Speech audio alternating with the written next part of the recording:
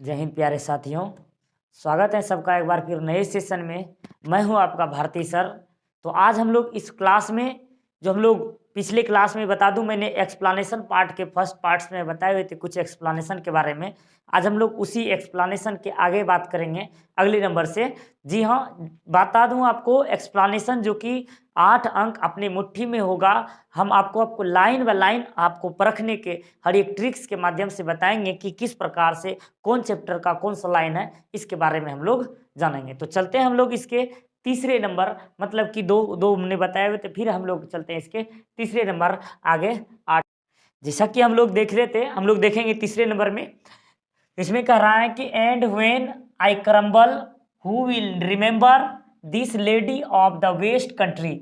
आप लोग इसको ध्यान से ट्रिक्स के माध्यम से पकड़ेंगे कि and when I crumble who will remember, कहता है कि इसका कहने का आशय है जब मैं मर जाऊंगा, अर्थात जब मैं क्षतिग्रस्त हो जाऊंगा तो कौन इसे याद रखेगा, कौन इसे याद रखेगा। This lady of the west country, इस पश्चिमी देश के लेडीज को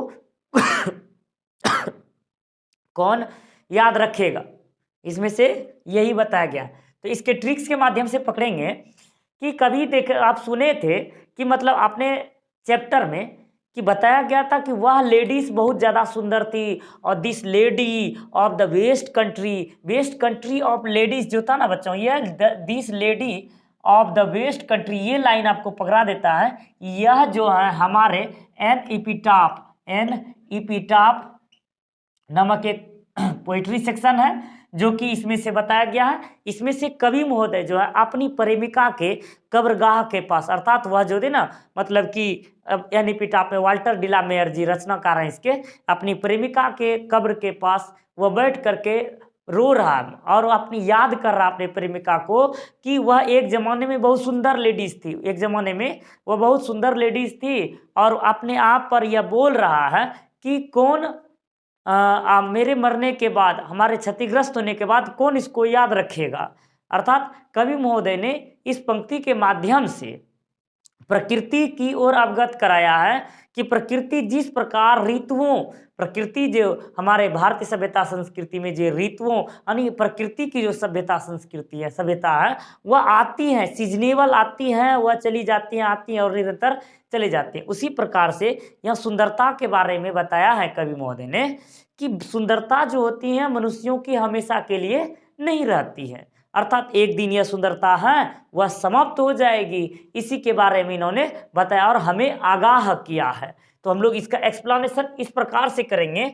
the line given here from the melancholic poem an epitaph composed by Walter de la Mare. मैं आपको हर सारांश में बता रहा हूँ, मैं हर मतलब एक्सप्लेन में बता रहा हूँ। आपको इस प्रकार से लिखना है कि नंबर जो है ना, अंक दिलाने, अंक जो सहने वाला है ना, उसको भी दिखाना है कि हमने याद किया हुआ, हम बंदा पढ़े लिखे हैं इसलिए याद कर किए हुए हैं, और इसको नंबर देना पड़ेगा, वह विवश होकर के देगा। इस प्रकार से हम लोग लिखेंगे। तो कहते हैं the line given here from the melancholic poem an epitaph composed by Walter de la Mare, अर्थात यह लाइन जो है एक उदासीन कविता एन एपिटाफ से लिया गया है, जिसकी रचना वाल्टर डिलामेयर ने किया हुआ है, जिसकी रचना जो है वाल्टर डिलामेयर ने किया हुआ है। फिर देखिएगा अब ये कहना क्या चाह रहा था। In this line the poet says that, इस पंक्ति के माध्यम से कवि कहता है कि beauty does not last for ever, कवि महोदय कहता है कि सुंदरता हमेशा हमेशा के लिए नहीं रहते हैं। In this line the poet says that beauty does not last for ever, कवि कहना चाहता है कि सुंदरता जो है हमेशा हमेशा के लिए नहीं रहता है, इसीलिए सुंदरता पर कभी किसी को गुमान नहीं करना चाहिए। कहते हैं आपने एटीट्यूड्स को लेकर, आपने सुंदरताओं को लेकर कभी भी गुमान नहीं करना चाहिए, क्योंकि जमीन से ही उड़ान शुरू होती है और जमीन पर ही आकर के समाप्त होते हैं। इसीलिए कभी किसी को अहंकार नहीं करने चाहिए। यही हमें प्रकृति के बारे में बता रहे हैं कि हमें कभी भी अपनी सुंदरता पर अभिमान नहीं करना चाहिए, हमेशा हमेशा के लिए नहीं रहती हैं। द लेडी, अब उदाहरण के साथ बताते हैं, the lady of the west, मैं भी फीलिंग प्राउड नाउ, कब अब ही जो है ना, अब यह लेडीज जो है उस कब्र में रह करके भी अपने आप को प्राउड फील कर रही होगी। कवि महोदय कहते हैं कि इस कब्र में रह करके वह लेडीज जो है ना अभी भी अपने आप में गर्व महसूस कर रही होगी। Now but she too would be forgotten, लेकिन ऐसा होगा कि लोग उसको भूल जाएंगे। अभी मैं जिंदा हूं तो मैं उसके कब्र के पास बैठ करके मतलब रो रहा हूं या तो उसको याद कर रहा हूं, स्मरण कर रहा हूं, लेकिन मेरे मरने के बाद कौन इसको याद करने वाला होगा, कौन इसका चिंतन करने वाला होगा। तो अभी मैं अभी इसके पास हूं तो ये अपने आप में प्राउड फील कर रही होगी कि मैं इतनी सुंदर थी कि अब मेरे कब्र के पास मतलब चिंता कर रहे हैं, शोक व्यक्त कर रहे हैं, गर्व गर्व कर रही होगी। लेकिन कवि महोदय को संदेह हो रहा है कि मेरे मरने के बाद कौन इसको याद रखेगा। आफ्टर हिज डेथ, इसके मरने के बाद, nobody will ever talked about the lady nor will remember her. कहते हैं कि मेरे मरने के बाद ना ही इसके बारे में कोई याद करेगा और ना ही इसको मतलब बात करेगा, ना ही इसको याद रखेगा।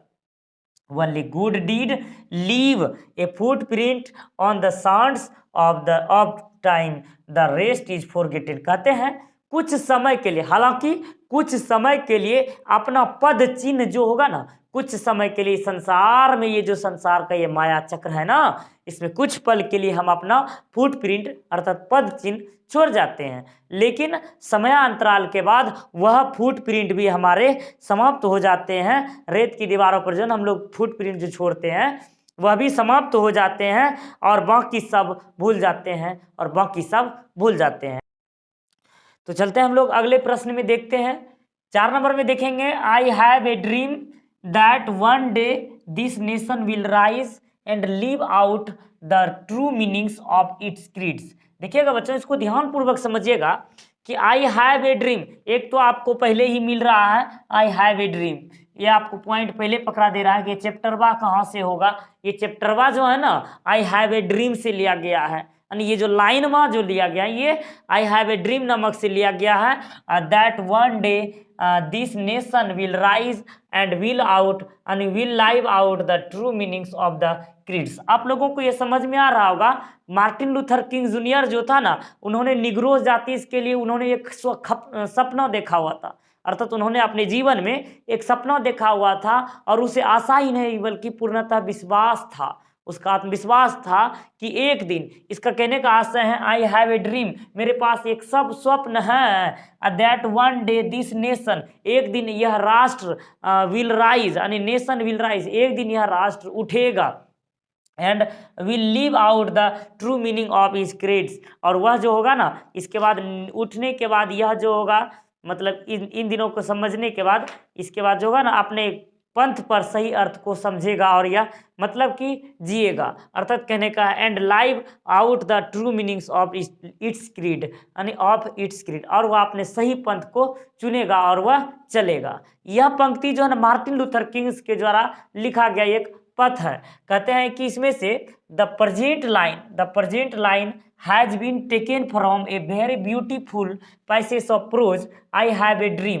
देखिएगा मेरे प्यारे साथियों कि द प्रेजेंट लाइन, इसको लिखने का तरीका, the present line has been taken from, प्रस्तुत पंक्ति जो है लिया गया है, प्रस्तुत पंक्ति लिया गया है कहाँ से, a beautiful passage of pros, मतलब एक कहानी के एक छोटे से अंश से लिया गया है जिसका नाम है आई हैव ए ड्रीम, और जिसके रचनाकार composed bye Martin Luther king junior, जिसकी रचना मार्टिन लूथर किंग जूनियर के द्वारा किया गया था। हालांकि यह आई हैव ए ड्रीम जो था एक स्पीच था जो कि लिंकन मेमोरियल हॉल में इसको भाषण दिया गया था, अर्थात Lincoln Abraham Lincoln memorial hall जो था वही इसको भाषण दिया गया था, यह एक स्पीच था मार्टिन लूथर किंग जूनियर जी का जो था ना। वास्तविक में अगर बात करें मार्टिन लूथर किंग जूनियर जो थे काले और गोरे रंग भेद के विरोधी थे, अर्थात यह स्वयं निग्रोज जाति से थे, काले जाति से थे, मतलब निग्रोज जाति जो था मतलब निचली वर्ग की श्रेणी में उसको रखा गया था, अर्थात उसको किसी प्रकार की सरकार की जो विशिष्ट सहायता होती थी इसको नहीं मिलती थी, जिसको लेकर के उग्र हो गया था और जनता को जगाने की कोशिश कर रहा था। और यह जो ना मार्टिन लूथर किंग जूनियर अब राष्ट्रपति के पद पर, अर्थात यह जो ना उच्च पद पर स्थापित है और वहीं यह शपथ ग्रहण समारोह में यह अपना भाषण दे रहे थे। तो वही कहते हैं in this line the writers talking about the life of Negroes. यहाँ बताने का कोशिश किया है कवि महोदय ने, यहाँ साफ साफ शब्दों में बताना चाह रहा है, मतलब निग्रो जाति के जीवन के बारे में बताना चाह रहा है, अर्थात निग्रो जाति का जीवन कैसा होता है उसके बारे में यह बता रहे हैं कि किस प्रकार किस हाल में वह जी रहे हैं, उसकी क्या दशा है इसके बारे में बताया जा रहा है। ही हैज मेनी ड्रीम, उसके पास जो ना बहुत सारा स्वप्न है, बहुत सारा ड्रीम है। और फॉर द निग्रोज, अर्थात उसके पास निग्रो जाति के लिए, निग्रो जाति के लोगों के लिए बहुत सारा ड्रीम है। He says that one day American government will understand, और उसे विश्वास है, वह कहते हैं एक दिन अमेरिका का सरकार जगेगा, एक दिन अमेरिका का सरकार जगेगा, उसका भी ध्यान निग्रो जाति की तरफ आएगा।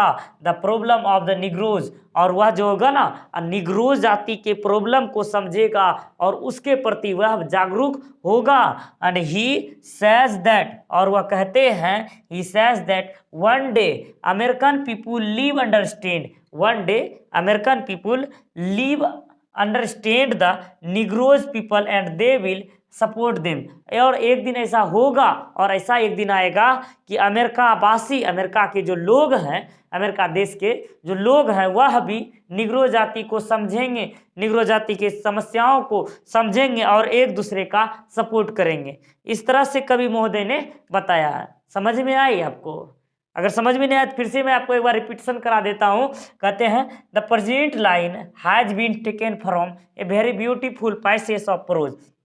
देखिएगा बेटा, इसमें कहता है प्रस्तुत पंक्ति जो है बहुत एक सुंदर सी संरचना आई हैव ए ड्रीम से लिया गया, बहुत एक सुंदर सी संरचना आई हैव ए ड्रीम से लिखा गया। यहाँ तक समझ में आ रही है? तो देखते हैं composed bye Martin Luther king junior, जिसकी रचना मार्टिन लूथर किंग जूनियर ने किया हुआ है। और फिर in this line the writer talking about the life of Negroes, मतलब इस पंक्ति के माध्यम से कवि महोदय ने निग्रो जाति के जीवन के बारे में बता रहे हैं। And he is many dream for the Negroes, उसके पास मार्टिन लूथर किंग जूनियर जो था, अर्थात मतलब उसका सहयोगी जो था, मतलब निग्रो जाति इसमें से, उसके लेकर बहुत ज़्यादा इसको स्वप्न था, बहुत ज़्यादा लंबे लंबे स्वप्न था कि he says that one day American government, वह कहते हैं एक दिन अमेरिका गवर्नमेंट जो होगा ना इस बातों को समझेंगे, will understand the problem of Negroes, और एक दिन अमेरिका सरकार जो होगा निग्रो जाति के लोगों को समझेंगे। And he says that one day American people will understand, और साथ ही साथ अमेरिका के लोग भी इसको समझेंगे और निग्रो जाति के लोग भी इसको लोगों को समझेंगे और एक दूसरे का वह खुल करके सपोर्ट करेंगे। समझ में आई? सारी समस्याएं समाप्त। तो इस तरह से आप लोगों को लिखना है, बहुत कम बताऊंगा आप सब लोगों को, मतलब ताकि आपका जो ना कम याद करना पड़े और आपको सारा समस्याएं सॉल्व हो जाए। तो इस तरह से हमने इस पार्ट में इसको जाना, फिर अगले पार्ट में हम लोग इससे ज़्यादा पढ़ेंगे, इससे ज़्यादा विशेष तरीके से। फिर मिलेंगे हम लोग अगले नेक्स्ट क्लास में। तो आज की क्लास के लिए बस इतना ही, तब तक के लिए जय हिंद, जय भारत, बेस्ट ऑफ लक।